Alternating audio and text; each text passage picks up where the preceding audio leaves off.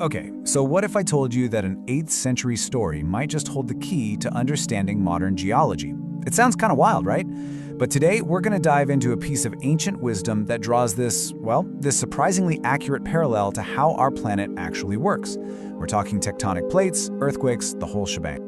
So our journey really kicks off with this powerful line from Imam Sadiq. It speaks of a cosmic whale and this really deep lesson in humility.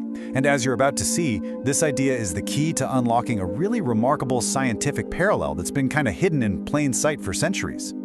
Okay, let's get into the story itself. So, it goes like this. There's this colossal whale, and it's carrying the entire Earth on its back.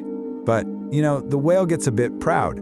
It starts to think that its own strength is what's holding up the world. So, as a lesson in humility, a tiny little fish is sent into its gills, and this causes some serious discomfort. The whale trembles, and according to the story, that very trembling, that's where earthquakes come from. It's a beautiful myth, isn't it? But what if it's more than that? What if this ancient story is actually a really profound analogy for the science of our planet? Let's start by looking at the whale itself. So, in this ancient view of the cosmos, the whale is, it's the foundation of everything. It's this living, breathing platform that supports our entire world. You can almost think of it as the base layer, right? The thing that everything else is built on top of. And here is where the parallel just becomes shockingly clear. I mean, check this out. The ancient story says a giant whale carries the Earth. Modern geology tells us that massive tectonic plates carry the Earth's crust. Then, the story's whale floats on this vast ocean. And our plates?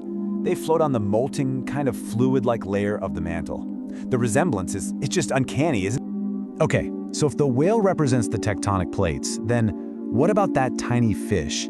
It's easy to overlook, but it's not just some minor character in this story. No way. It's the catalyst. It's the single trigger for a massive planet-wide event. And this is such a crucial part of the story. Think about it. The world isn't shaken by some giant meteor or a massive volcano. The whole cataclysm is triggered by something that seems almost insignificant, just a tiny irritant that creates a huge disturbance from within. And that really is the essence of the trigger, isn't it? You have this tiny, localized point of pressure that creates a massive planet-wide reaction. A disturbance that seems so small ends up having the largest possible impact. You know what the story gives us is this perfect cause and effect model. It's so simple. A tiny stimulus causes a massive reaction, which then creates a global tremor. It's just step 1, step 2, step 3. Boom. And believe it or not, this is precisely how geologists describe earthquakes. This stress doesn't just build up everywhere at once. Nope, it accumulates at very specific points along the fault lines, just like that fish irritating one single spot on the whale. That pressure just builds and builds and builds until, bam, it's suddenly and violently released, causing the ground itself to tremble. So, this incredible idea, a tiny trigger causing these enormous consequences, it goes way beyond just this story in geology. In fact, it's the core principle of a really fascinating field of modern science. I'm sure you've heard of the butterfly effect, right?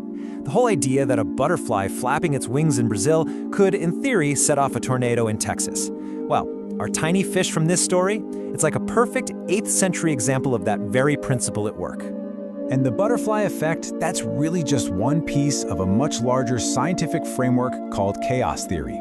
And what chaos theory does is describe our world as this deeply interconnected system, where even the tiniest shift, like say pressure on a fault line, can cascade into a massive and sometimes unpredictable event, like an earthquake. So what does all of this mean? Well, this ancient story, it isn't just a clever analogy for geology. It's really pointing to a much deeper lesson about the fundamental nature of our entire universe. And you know what? This is a truth that science is constantly rediscovering every single day. From the smallest ecosystem on Earth to the grandest cosmic web in space, we are always learning just how intricately linked everything is. Nothing, and I mean nothing, truly exists in isolation. And that thought is just captured so perfectly here. The tiny fish, it's not just a nuisance. It actually has a fundamental role to play in the system's balance. It's like the small key that turns a very, very large lock. Ultimately, what the story suggests is that this whole web of connections, where the smallest parts have this huge influence on the greatest, isn't just random. It seems to reflect a complex, maybe even intentional and wise design, where every single element, no matter how small, is essential to the whole. So think about that. A 1,300-year-old story gives us this powerful model for plate tectonics, for seismology, and even for chaos theory. It really makes you wonder, doesn't it? What other modern scientific truths might just be waiting to be rediscovered in ancient wisdom? Thanks so much for joining us for this explainer.